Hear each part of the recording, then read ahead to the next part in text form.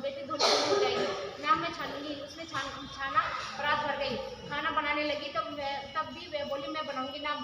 माँ बोली ना बेटी उंगली जल जाएगी, ना मैं बनाऊंगी। तो मैं गई 36 प्रकार के भोजन बनाए, सबको पेट भर भर के खिला दिया। उसी दिन तो भूखे थे, उसी दिन पेट भर भर, और दिन तो भूखे थे, उस दिन पेट भर भर के खाया।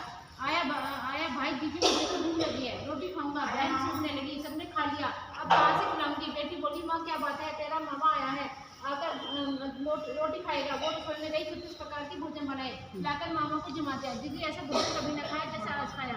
भाई तेरी पापनी भांजी है, उसने बनाया है। मामा खा के चला गया। शाम हुई, माँ चौका लगा दियो, चौका का दिया जला दियो। कोटे में सोऊंगी ना बेटी, तू डर जाएगी ना। मैं कोटे में सोऊंगी। कोटे में सो गई, आधी रात को उठी, चारों तरफ आंख मारी, धनी धन हो गया। जाने लगी बाहर, बूढ़ा में सो रहा था। बेटी तू कहाँ चली? मैं तो लक्ष्मी माता हूँ, इसके 6 बेटी है, दही दूध करने आई थी, तेने करवाना तू भी करवा ले। उसके घर में चारों तरफ आंख फुराई, धनी धन हो गया। सवेरे उठकर ढूंढ मची, पावनी बेटी कहाँ गई? ब्राह्मण बोला वो तो लक्ष्मी माता की ले ली। जैसी सास को आई भाई बहू गंगा मैया की जय, आरती बोल भगवान की जय। पटवारी माता एक बुढ़िया थी, उसने अपने बहू से कहा कि तू दूध दही बेच गया। वह बेचने गई तो रास्ते में औरतें पीपल पटवारी माता को सींच रही थी। उनको सींचता देखकर बहू ने पूछा कि तुम क्या कर रही हो? औरतें बोली कि मैं पीपल पटवारी माता सींच रही है, इससे आमदन होता है, 12 वर्ष का पिछड़ा पति मिल जाता है।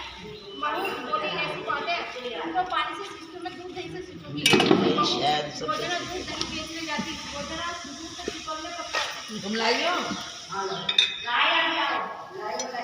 आ जाओ।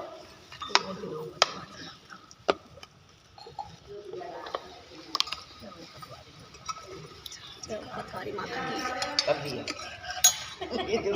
आंटी का चढ़ा दो, मैं रखा हुआ दूध दही चढ़ा लो, लोटा भी आ गया। कोई नहीं, बाद में चढ़ा ले।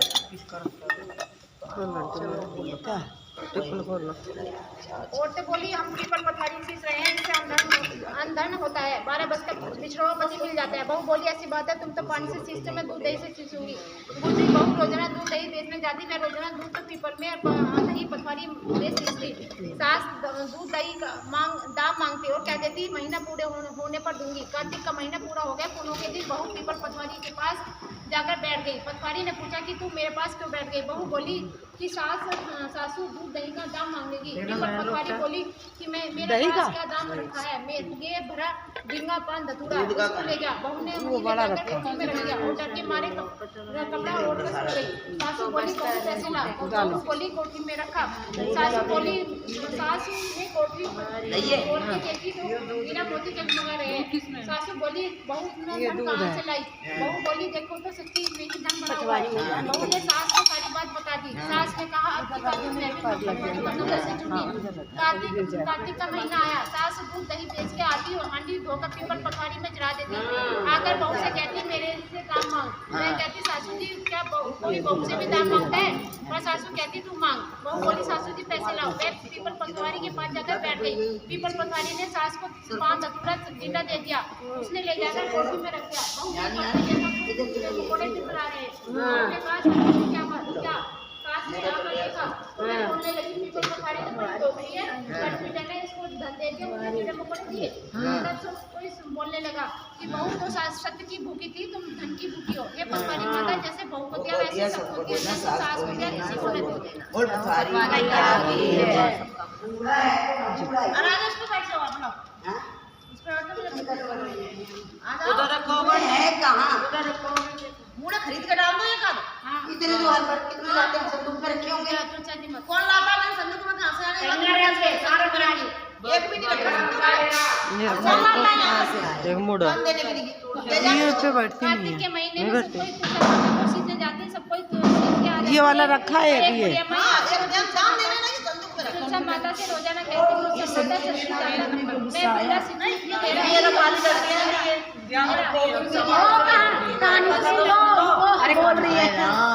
कचरी भेज दी है।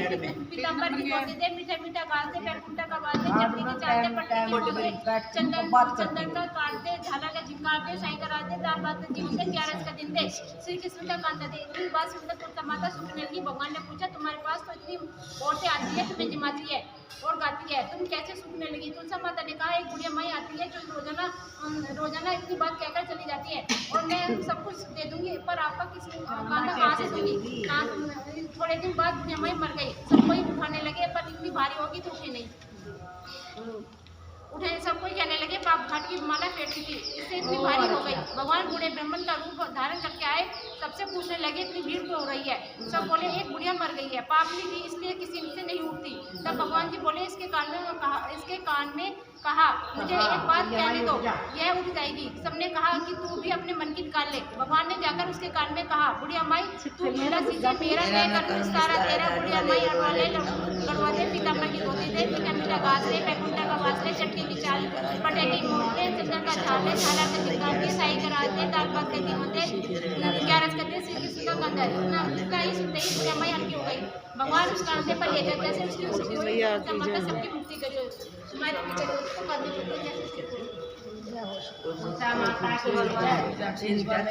करने को कहाँ से कंधा दूंगी दे देंगे, सबको दे सबके घर में भी तो है, वहाँ से अपने अपने घर से दे देंगे। पटवारी मैया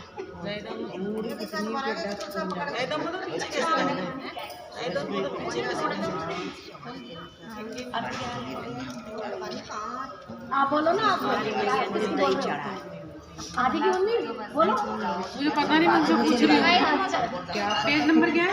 एक छोटी सी छोरी थी कार्तिक में 33 एक छोटी सी छोरी थी एक छोटी सी छोरी थी कार्तिक नहाया करती थी। कार्तिक का महीना पूरा हुआ, सब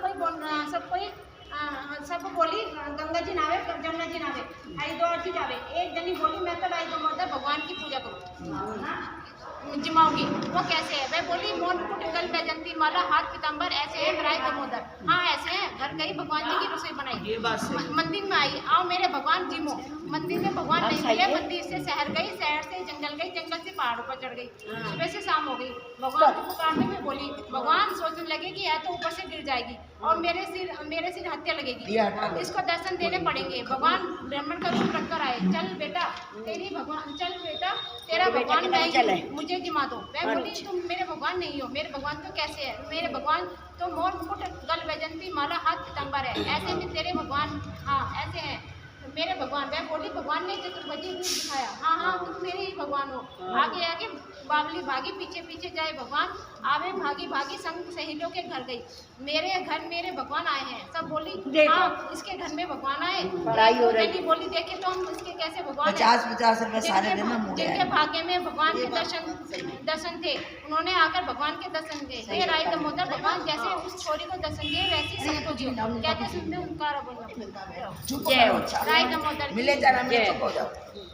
रक्षी बच्ची अब वही माता की कर लो ना, नहीं सोमवार की हाँ सोमवार की करो, वही माता की करो। महादेव जी कैलाश पर्वत पर जा रहे थे, पार्वती जी से बोले मैं चलूंगी, मैं भी तुम्हारे साथ चलूंगी। महादेव जी बोले पार्वती जी तुम मत चलना, तुम्हें भूख प्यास लगेगी। बोली महाराज मैं भी चलूंगी। रास्ते में बोली महाराज मुझे भूख लगी है, मैंने खीर खांड के भोजन चाहिए। महादेव जी बोले मैंने तो कहा था तुम मत चलो।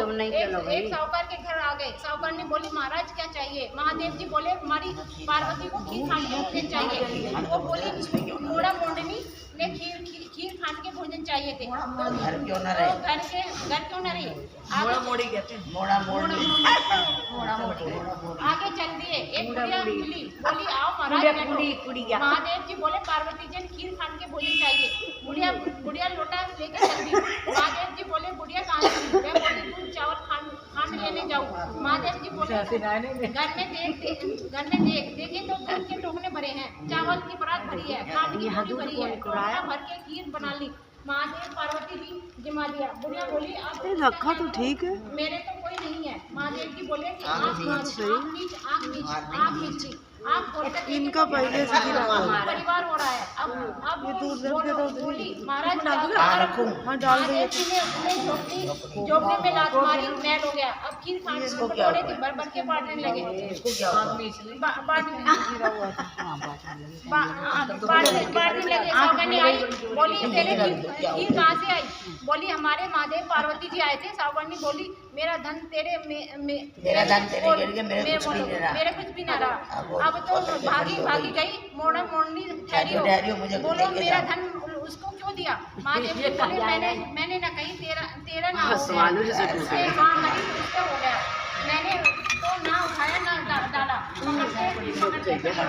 महाराज उसको बोले कि तेरे बोलने ये क्या मेरे से की है? ऐसी बुढ़िया ने आई सबसे आई हो कैसे सुनती उतारा। जय हो माता की जय। माता की जय। गेहूं के दाने का फूल गेहूं चावल काय का कहो क्या अच्छा फूल ले ना तेरे पर अब रख लो चावल।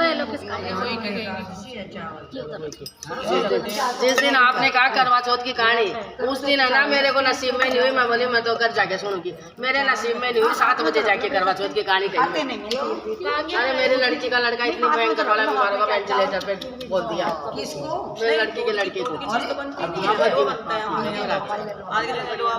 और इसलिए मैं तो भाई चली गई सुबह और रात को 6 बजे। नहीं सुनी थी तब लोग यहाँ तो नहीं सुनी थी। मैं मना कर दी, उनका मैं नहीं सुनी। चलो वही माता की बोलो। तुमने कहा मैंने सुनती मैं घर करूंगी। हाँ इसलिए मैं आज वही माता की पे आई गई। मैंने कहा सुनी दो। एक साहब आता जिसके 7 बेटे 7 बहू थी और एक बेटी थी। सबको ही मिट्टी लेने गई। मिट्टी खोदते समय ननद के हाथ से सौ माता का बच्चा मर गया। सौ माता बोली मैं तेरे कोख बांधूंगी। तो ननद ने अपनी सगी सारी भाभियों से कहा, लेकिन सारी भाभी सारी ननद के बदले में अपनी कोख बंधवाने के लिए कहा। 6 भाभियों ने मना कर दिया, पर उसकी छोटी भाभी ने सोचा कि मैं ही अपनी गोद बंधवा लेती हूँ, सासू जी नाराज हो जाएगी। तो छोटी भाभी ने अपनी कोख बंधवा ली। अब उसके जो बच्चा होता वही 7 दिन के मर जाता। एक दिन उसने पंडिताई बुलाकर पूछा कि क्या बात है, मेरे बच्चे वही 7 दिन के मर जाते हैं। तब पंडिताई ने बोली कि सुरभि गाय की सेवा किया कर। सुरभि गाय सौ माता की सहेली है, यह तेरी कोख छोड़ेगी, अब तेरे बच्चा जिएगा। अब वह बहुत सुबह उठकर सुरभि गाय का सारा काम कर जाती। गौ माता बोली आजकल कौन मेरी इतनी सेवा करता है? मेरी गाय का ये 5 गायों का हुआ था ना जब गौ माता बोली आजकल कौन मेरी इतनी सेवा करता है? मेरी बहू क्या करेगी? वो तो लड़ाई करती है। आज देखा जाए कौन सारा काम करता है। गौ माता ने खूब सुबह उठकर देखा कि एक साहूकानी के बेटे की बहू है जो सारा काम कर जाती है। गौ माता बोली तुझे किस चीज़ की इच्छा है? तू मेरा इतना काम करती है, मांग क्या चीज़ मांगती है? तब साहूकानी की बोली मुझे वचन दो। गौ माता ने उसे वचन दिया। तब साहूकानी की बहू बोली साहू माता तुम्हारी सहेली है, वो साहू माता के पास मेरे कोख बंधी हुई है, उनसे तो मेरी कोख छुआ दे। लेकिन गौ माता उसे 7 समुद्र पार अपनी सहेलियों के पास ले जाने लगी तो रास्ते में धूप थी, इसलिए वह एक पेड़ के नीचे बैठ गई। थोड़ी देर में सांप आया। पेड़ पर गरुड़ पंखनी का बच्चा बैठा था जिसे वह डसने लगी। तब साहूकानी की बहू ने सांप को मारकर डाल के नीचे फेंक दिया और बच्चे को बचा लिया। गरुड़ पंखनी आई आकर साहूकानी के बेटे और बहू की को चोंच मारने लगी। तो साहूकानी बोली मैंने तेरा बच्चा नहीं मारा, सांप तेरे बच्चे को मार रहा था, मैंने तो उसे बच्चे को छुपाया है। तब गरुड़ पंखनी बोली मांग क्या मांगती है? बच्चे को छुपाया। तो वह बोली कि 7 समुद्र पार सऊ माता रहती है, हमें तो तुम उनके पास पहुंचा दो। गरुड़ पंखनी ने अपनी पीठ पर बैठाकर दोनों जनों को सौ माता के पास पहुंचा दिया। सौ माता बोली कि आ बहन बहुत दिनों बाद आई। सौ माता बोली मेरे सिर में बहुत जू हो गई है। गौ माता बोली तू मेरे साथ जो है इससे जू निकलवा लो। तो साहूकानी की बहू ने उसकी सारी जू निकाल दी। सौ माता बोली कि तूने मेरी बहुत भलाई की है, तेरे 7 बेटे 7 बहू हो। बहू बोली मेरे तो एक बेटा है नहीं है, 7 बेटे कहाँ से होंगे? सौ माता बोली क्यों नहीं होंगे? तब वह बोली कि मुझे वचन दो। सौ माता बोली वचन दे वचन कितनी धोबी कुंड पर कंकड़ी हो। जब साहूकानी की बहू बोली मेरी कोख तो तुम्हारे पास बंधी है। तब साहूकानी माता ने कहा तूने तो मुझे बहुत ठगा है, मैं तेरी कोख खोलने तो नहीं, लेकिन अब खोलनी पड़ेगी। जा तेरे घर में तुझे 7 बेटे 7 बहू मिलेंगे, 7 उज्जवल करियो, 7 होई माता मंडियो, 7 पढ़ाई करियो। वह घर गई, देखा कि वहाँ 7 बेटे 7 बहू बैठी है, बहुत सारा धन हो रहा है। उसने 7 होई मांडी कोई दीवार पर, कोई मटके पर, कोई कहीं। साथ उजमन करे, साथ पढ़ाई करी। उधर सारी दौरानी और जेठानी कहने लगी, जल्दी जल्दी चौका पूजा कर लो, नहीं तो सब कोई रोने लग जाएंगी। थोड़ी देर में उन्होंने अपने बेटे से कहा कि देखकर आओ, आज वह रोई क्यों नहीं। वह देखकर आकर बोला कि चाची तो वही मान रही है, खूब उजमन हो रहा है। जेठानी दौड़ी गई। उन्होंने देखा कि वह तो कोक छुड़ा लाई। तो क्या हो गया? वह सब बोली कि तुमने कोक कैसे छुड़ाई। वह बोली मैं तो कोक बधाई नहीं, लेकिन सौ माता के बच्चे तो अच्छी बात। मरने से कोक बन गई। अब सौ माता ने मुझ पर दया करके मेरी कोक खोल दी। हे सौ माता, जैसे साहूकारी की बहू की कोक खोली, वैसे ही हमारी भी खोलना, सबकी खोलना। कहते सुंदर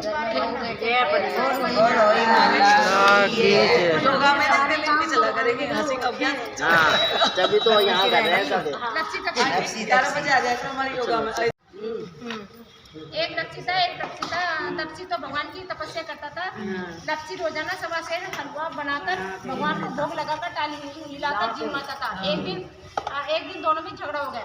लक्ष्य बोला मैं बड़ा, लक्ष्य बोला मैं बड़ा, क्योंकि मैं भगवान की तपस्या करता हूँ। नारद जी बोले तुम्हारी तपस्या का नारद जी बोले तुम्हारी फैसला मैं करूँगा। दूसरे दिन तपसी नहाकर आगे आने लगा तो नारद जी ने सवा करोड़ की मुद्रा तपसी के आगे गिरा दिया। उसने आंख खोलकर देखा तो मुद्रा पड़ा था। उसने उठाकर पैर के नीचे दबा लिया और तपस्या करने लगा। उधर तपसी ने सवा सेर का हलवा बनाकर भगवान को भोग लगाकर टाली हिलाकर जमा दिया। इतने में नारद जी आए और दोनों को अपने पास बिठाया। बोले तुम पूछने लगे कि कौन बड़ा। नारद जी ने तपसी से कहा तब नारद जी बोले कि मुद्रा चुराने से मेरी तपस्या भंग हो गई है, तेरी तपस्या भंग हो गई है, इसलिए लक्ष्य बड़ा है। तपसी कहने लगा कि मुझे मेरी तपस्या का फल कैसे मिलेगा। नारद जी बोले तेरी तपस्या का फल कार्तिक में आने वाली देगी। सब कहानी कहकर तेरी कहानी नहीं कहेंगी। कार्तिक का फल तुझे हो जाएगा। धोती देकर अंगोछा नहीं देगी, सीधा देकर दक्षिणा नहीं देगी, ब्राह्मण जमा कर दक्षिणा नहीं देवे, दीवा चास के हाथ में जोड़े तो तेरा पुण्य है। कपड़ा देके बटन न लगावे, दाहिना हाथ नाड़ा न बांधे तो सबका फल तुम्हें हो जाएगा। इतना कहकर नारद जी चले गए। बोल लपसी तपसी भगवान की जय। नगर बसेरा जो करे टाटा मंडल सीमा देवी मेरे घर में जो हॉस्पिटल में से भगवान ने गाला पानी हो गया। नगर बसेरा जो करे टाटा मंडल सीमा देवी मेरे घर में जो हॉस्पिटल में गाला पानी हो गया। नगर बसेरा जो करे टाटा मंडल सीमा देवी के वासी मीठा मीठा काट दे, मीठा का काट दे, गाला पानी हो गया जी सुखी निकले। बोल नगर बसेरा झूलाओं में का तेरा बना रे पालना। एक बोलो समझ नहीं आ रही। अंदर आ रहे हैं बना रे पालना रेशम के पुंडना झुलाओ मेरी सजनी राम झूले पलना चेहरे झुलावे चेहरे खिलावे चेहरे खड़ी अंगना झुलाओ मेरी सजनी राम झूले पलना चल झुलावे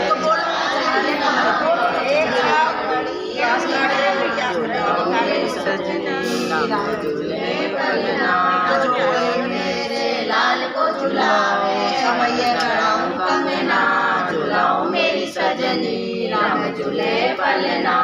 कोई मेरे लाल को झुलावे सिरे लाऊं कंगना झुलाओ मेरी सजनी राम झूले पलना।